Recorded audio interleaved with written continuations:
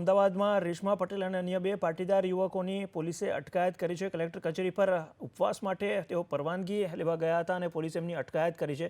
રેશમા પટેલે પરવાનગી ન મળે તો પણ ત્યાં અનશન પર ઉપવાસ પર બેસવાની ચીમકી આપી હતી, જેને લઈને તેઓની અટકાયત કરવામાં આવી છે। તો ઘર્ષણનો મામલો બની રહ્યો છે। અહીંયા પરવાનગી ઉપવાસની નહોતી આપવામાં આવી, તેમ છતાં પણ તેમણે રેશમા પટેલ સહિતના આ પાટીદાર કાર્યકર્તાઓએ ત્યાં ઉપવાસ પર બેસવાનો પ્રયત્ન કર્યો હતો કલેક્ટર કચેરીમાં, તો એ બાદ એમની અટકાયત કરવામાં આવી છે। ત્યારે આ વિશે વધુ જાણકારી આપવા માટે અમારા સંવાદદાતા ભૌમિક વ્યાસ જોડાઈ રહ્યા છે। જી ભૌમિક, શું પરિસ્થિતિ બની રહી છે?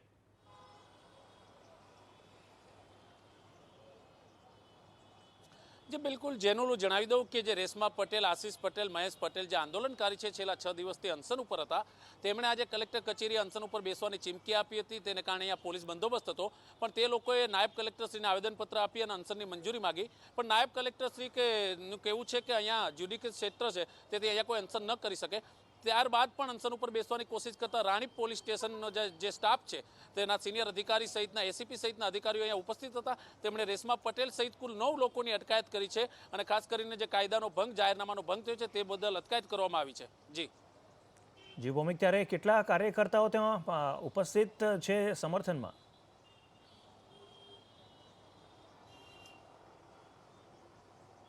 जी बिल्कुल, જ્યારે રેશમા પટેલ સહિતના 3 યુવકો આવ્યા ત્યારે તેમની સાથે 15 થી 20 પાટીદાર યુવકો પણ આવ્યા હતા અને જ્યારે રેશમા પટેલ સહિતના 9 લોકોની અટકાયત કરી તો કલેક્ટર કચેરીની બહાર પણ જય સરદાર, જય પાટીદારના નારા જે તસવીરો કેમેરામાં કેદ થઈ છે તેઓ લગાવતા હતા।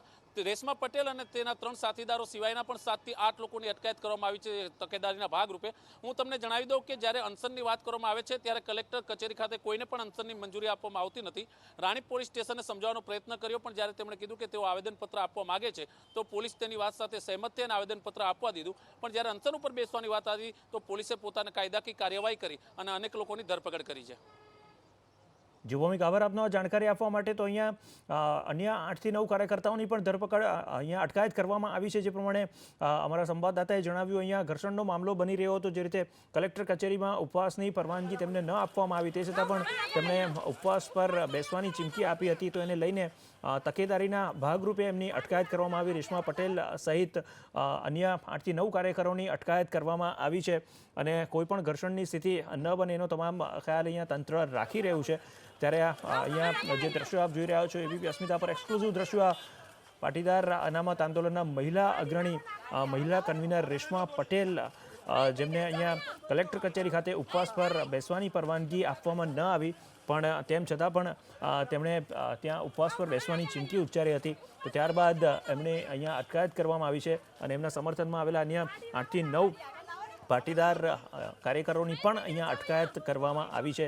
જે પ્રમાણે આપ દ્રશ્યોમાં જોઈ રહ્યા છો, તેમને પરવાનગી આપવામાં નહોતી આવી, તેમ છતાં પણ તેઓ એકના બે થઈ રહ્યા ન હતા રેશમા પટેલ અહીંયા, અને તેઓ અહીંયા ઉપવાસ આંદોલન પર બેસવા માટે અહીંયા તેઓ મક્કમતા તેઓ દર્શાવી રહ્યા હતા અને તકેદારીના ભાગરૂપે ત્યારબાદ તેમની અટકાયત કરવામાં આવી છે। આ એક્સક્લુઝિવ દ્રશ્યો એબીપી અસ્મિતા પર આપ જોઈ રહ્યા છો। અહીંયા પાટીદાર મહિલા અગ્રણી, મહિલા કન્વીનર પાસના રેશમા પટેલ જે રીતે તેમણે ઉપવાસ આંદોલન કરવાની ચીમકી આપી હતી કલેક્ટર કચેરીમાં, એ અંગેની પરવાનગી માંગવા તેઓ ગયા હતા, પરવાનગી તેમને આપવામાં નહોતી આવી। જે પ્રમાણે જ્યુડિશિયલ અહીંયા ક્ષેત્ર છે, તો નાયબ કલેક્ટર એમ કહીને એમને અહીંયા પરવાનગી આપી નહોતી ઉપવાસની, અને ત્યારબાદ પણ તેઓ મક્કમ રહ્યા હતા અહીંયા ઉપવાસ કરવા માટે, અને ત્યારબાદ તેમની અટકાયત અહીંયા કરવામાં આવી।